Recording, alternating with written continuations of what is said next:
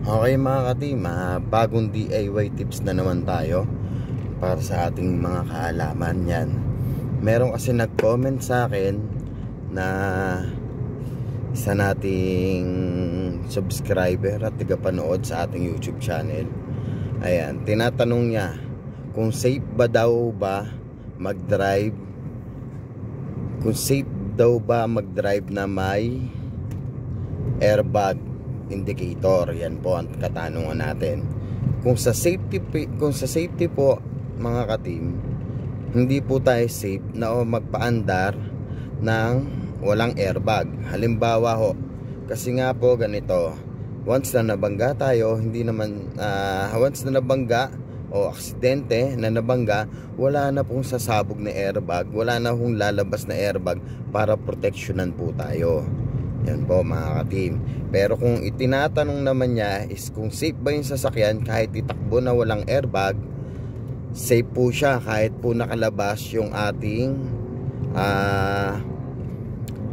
airbag light dito sa panel natin mga ka-team. Ito po, kung mapapansin nyo, itong ginagamit natin na Nissan Almera is nakalabas po yung airbag dahil nagkaroon siya dati na aksidente. Hindi pa napapalitan yung dapat palitan sa airbag kasi nag-deploy yan, kagaya nito mga ka-team. Nag-deploy sa yun dun sa may dashboard is wala pa ho tayong nahanap na kapalit.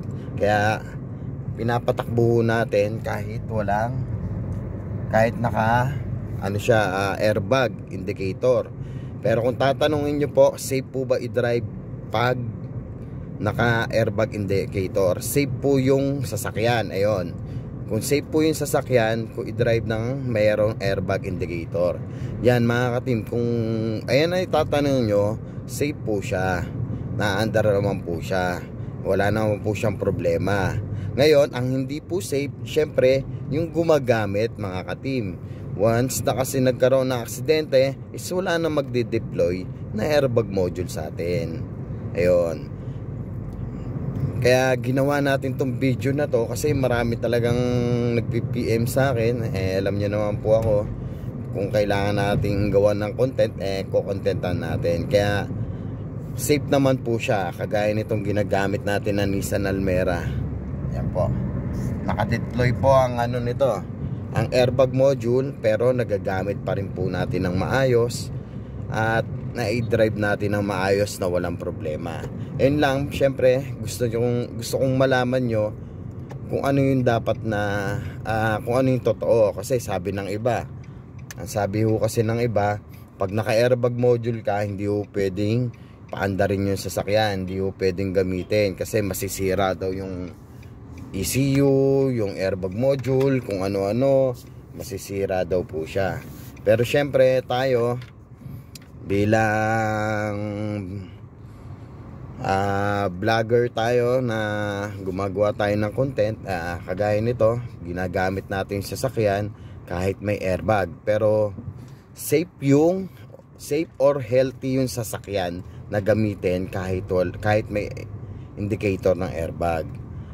Tatandaan nyo po, safe po gamitin yan. Safe na gamitin ng sasakyan na kahit nakalabas ang indicator. Ngayon, kung tatanungin nyo kung magbabash, bakit safe? Dapat ganito. Ang hindi po safe mga ka-team is yung taong gumagamit. Syempre po, yung sasakyan, healthy pa rin po yan kahit nakalabas yung airbag indicator nyan, aandar po ng maayos yan. Yun nga lang po, syempre hindi na po magde-deploy yung ating airbag kasi nga po naka-fault code na po siya. Yan, halimbawa nito, ito kasi nagkaroon ng aksidente ho talaga. Ngayon wala na tong airbag dito sa ating manubela sa panel. Kaya po ang mangyayari nito, para maibalik natin sa dati, kailangan po nating palitan ng airbag para maibalik natin sa dati, para mawala rin po yung ating itong airbag indicator mga ka-team. Yan po yan. Ngayon naman po, kung wala naman ho tayo pang budget, wala rin tayong makitang pyesa, at nakalabas yung airbag indicator, pwede naman po natin gamitin yung sasakyan. Tandaan nyo po, pwede pong gamitin kahit po i-long drive nyo, wala akong problema. Yun nga lang po, ang hindi safe, syempre yung gumagamit ng sasakyan. Kasi nga po, kailangan doble ingat, kasi pag may airbag indicator ka, magdoble ingat po kayo mga ka-team. Kasi hindi natin masasabi na meron naman talagang matitinong driver, meron rin pong hindi matitinong driver. Halimbawa naman po, kung kayo may matinong driver, meron naman pong hindi matinong driver sa mga paligid nyo, ganun pa rin po. Hindi po talaga safe mag-drive ng walang airbag pag sa tao. Pero yung sasakyan natin, kahit may airbag indicator po yan, healthy po ang ating sasakyan. Wala pong mangyayaring problema, wala pong namamatay ng makina, palyado, kung ano-ano na sinasabi nila masisira daw, yung mga ECU, yung mga module, pagka pinatakbo na naka-airbag indicator. Ngayon, ano po ba yung gusto kong iparating sa inyo mga ka-team? Ang gusto ko lang iparating po sa inyo na pwede nating ipatakbuhin ang ating sasakyan na kahit nakalabas yung airbag. Yun po, ayun ang gusto ko pong iparating sa inyo. Pero syempre, ibang usapan po kasi yan pagka safety talaga. Pero kung wala ho kayong budget, pwede naman po, recommended ko naman po, healthy ang sasakyan ha. Healthy ang sasakyan, walang mangyayari sa sasakyan kahit patakbuhin mo ng naka-airbag indicator mga ka-team. Pero ang hindi ko recommended, yung tao, Siyempre, mamaya biglang magkaroon ng aksidente, wag naman sana, hindi siya safe pagka nagkaroon ng aksidente kasi wala na magde-deploy na airbag module natin. Bakit ako ginagamit ko? Ginagamit ko itong sasakyan kahit naka airbag indicator kasi wala naman ako ibang gagamitin, ito lang. And then, doble ingat na lang talaga ako sa pagdadrive. Kaya kailangan maingat ako sa pagdadrive. Alerto, hindi masyadong mabilis, sakto lang, tamang speed lang, pero nagagamit ko yung sasakyan. Tutusin, pwede ko pa to ilayo, nakapagbakasyon na rin ako, nakalabas na rin yung airbag indicator nito, is safe pa rin yung health ng ating sasakyan. Kasi ang usapan naman natin dito is ang tanong naman sa atin dito, kung health ba na gamitin pa yung sasakyan, or okay pong gamitin yung sasakyan kahit naka-airbag indicator. Yes, pwede po. Pwede nyo pong gamitin mga ka-team ha.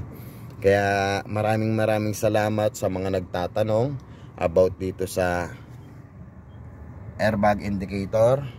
Pwede nyo po siyang gamitin. Healthy po ang ating sasakyan kahit po nakalabas yan. Magagamit po natin ng maayos. Wala pong magiging problemang module. Ayan po. Pero ang hindi safe, syempre, yung gumagamit ng sasakyan. Gawa ng baka ma-aksidente po, wala hong magde-deploy na airbag module.